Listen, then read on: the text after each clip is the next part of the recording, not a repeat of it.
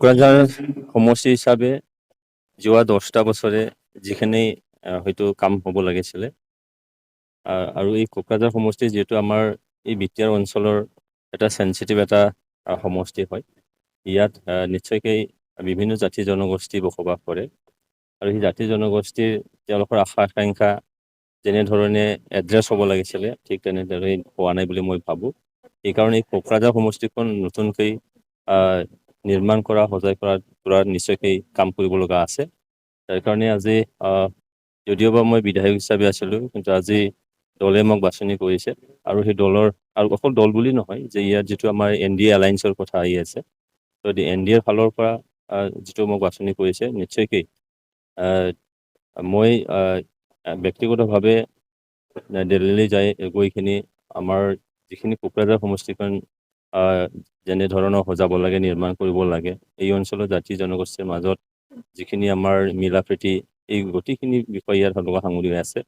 সেইকাৰণে আশা ৰাখিছোঁ যে দিল্লীলৈ যোৱাৰ পিছত যিখিনি কাম কৰিব লগা আছে সেইখিনি সুযোগ মই নিশ্চয় গ্ৰহণ কৰিম আৰু মোৰ ফালৰ পৰা যিখিনি ইনিচিয়েটিভ মোৰ ফালৰ পৰা ল'ব লাগে সেইখিনি নিশ্চয় কৰিম।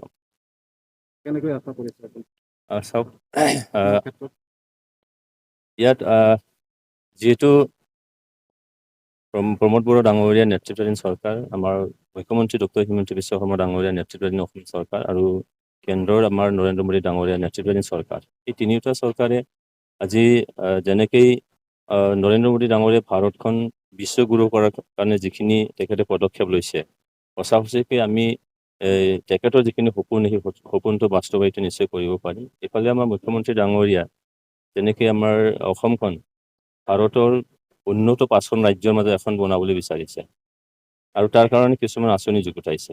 আৰু ইফালে আমাৰ প্ৰমোদ বড়ো ডাঙৰীয়া বিটিআৰৰ যে বিটিআৰখন ফিজফুল বিটিআৰ, গ্ৰীণ বিটিআৰ আৰু স্মাৰ্ট বিটিআৰ গঢ়িবৰ কাৰণে যিখিনি আঁচনি লোৱা হৈছে, বিটিআৰ হিচাপে যিখিনি 32টা ফ্লেগশ্বিপ আঁচনি লোৱা হৈছে, ইয়াৰ দ্বাৰা নিশ্চয়কৈ যে ৰাইজ এই তিনিওটা চৰকাৰৰ ওপৰত এটা আস্থা বিশ্বাস নিশ্চয় তেওঁলোকে ৰাখিছে। চৰকাৰে ৰাইজৰ ওচৰলৈ চপাবৰ কাৰণে যিখিনি আঁচনি আজি ল'ব লাগে সেইখিনি আঁচনি নিশ্চয় লৈছে আৰু এনেকুৱা এটা ফেমিলি নাথাকিব য'ত নেকি চৰকাৰী আঁচনিবোৰ গৈ পোৱা নাই।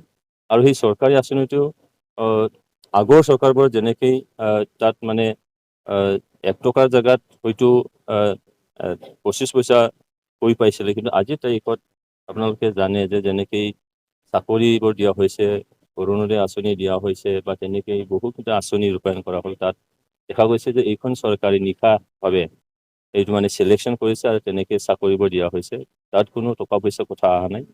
যাৰ কাৰণে আজি ৰাইজ তেখেতসকলে চৰকাৰৰ ওপৰত বিশ্বাস ৰাখিব পাৰিছে, আস্থা ৰাখিব পাৰিছে আৰু তেনেকৈয়ে অহা যিখিনি নিৰ্বাচনবোৰ আহি আছে, এই নিৰ্বাচনবোৰ নিশ্চয়কৈ ৰাইজে আজি যিখন চৰকাৰ তেখেতসকলৰ ভালৰ মানে মংগলৰ কাৰণে, তেখেতসকলৰ উন্নতিৰ কাৰণে কাম কৰিছে, সেইখন চৰকাৰৰ লগত সেইখনৰ দল বা প্ৰাৰ্থীৰ লগত নিশ্চয় তেখেতসকলে নিজৰ সহমতটো পোষণ কৰিব, মোৰ সেইটো দৃঢ় বিশ্বাস।